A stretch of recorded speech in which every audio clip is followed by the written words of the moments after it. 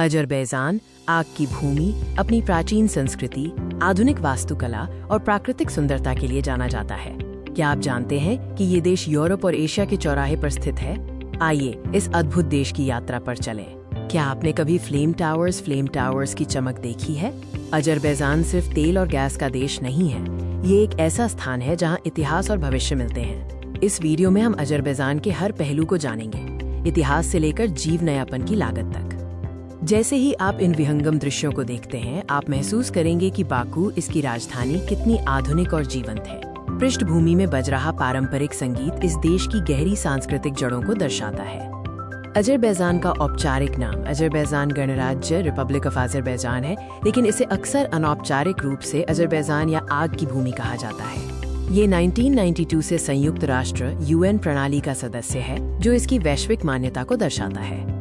Azerbaijan Caucasus क्षेत्र में स्थित है, जो यूरोप और एशिया के बीच का पुल है। इसकी सीमाएं रूस, जॉर्जिया, आर्मेनिया, ईरान और कैस्पियन सागर से मिलती हैं। ये भौगोलिक विविधता इसे एक अनूठा देश बनाती है।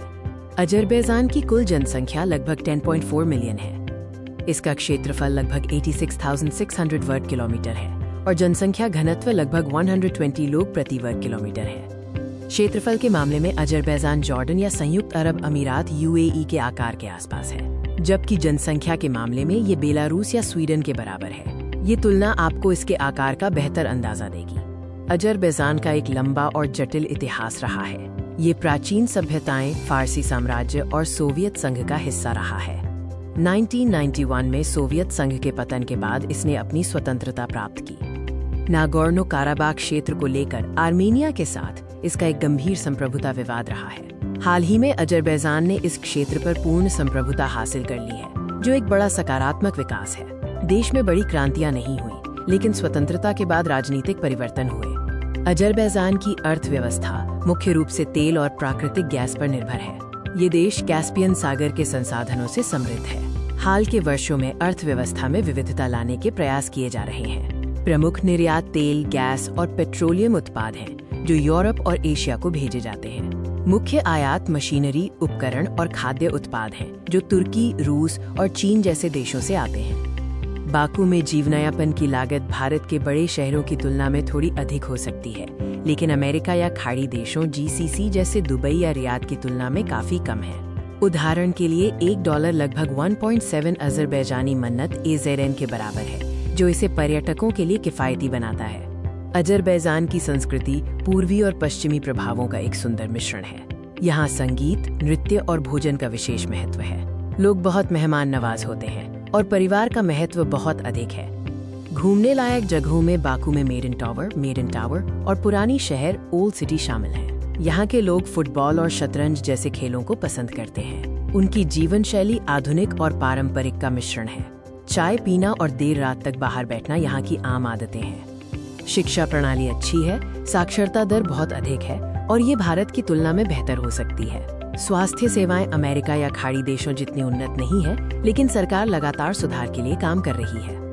सबसे लोकप्रिय नौकरियों में तेल और गैस, IT और पर्यटन से संबंधित क्षेत्र शामिल हैं। बाकू में औसत वेतन खाड़ी देशों या अमेरिका की तुलना में कम है, लेकिन जीवनयापन की लागत को देखते हुए ये ठीक है। तेल और गैस क्षेत्र में उच्च वेतन मिलता है। देश की एक बुरी आदत ट्रैफिक जाम और सार्वजनिक स्थानों पर धूम्रपान हो सकती है, हालांकि इस पर नियंत्रण के प्रयास चल रहे हैं। बाकू में आम लोग मेट्रो और बस का इस्तेमाल करते हैं। लोकप्रिय कार ब्रांडों में टोयोटा, हुंडई और मर्सिडीज बेंज शामिल हैं। टॉप प्लान और अली एक्सप्रेस जैसे ई-कॉमर्स प्लेटफॉर्म यहाँ काफी प्रचलित हैं।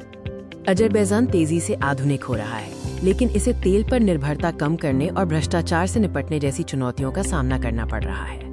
देश का भविष्य उज्जवल दिखता है, खासकर पर्यटन और IT क्षेत्रों में। पर्यावरण परिवर्तन कैस्पियन सागर के जलस्तर को प्रभावित कर रहे हैं। सरकार नवीकरणीय ऊर्जा स्रोतों पर ध्यान केंद्रित कर रही है। नवीनतम विकास में नए परिवहन गलियारे और स्मार्ट सिटी परियोजनाएं शामिल हैं।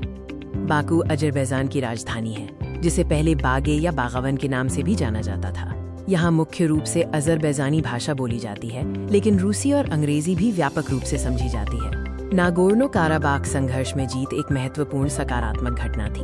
अजरबैजान एक ऐसा देश है जहाँ देखने, सीखने और अनुभव करने के लिए बहुत कुछ है। Subscribe to Travel Veda for more travel videos.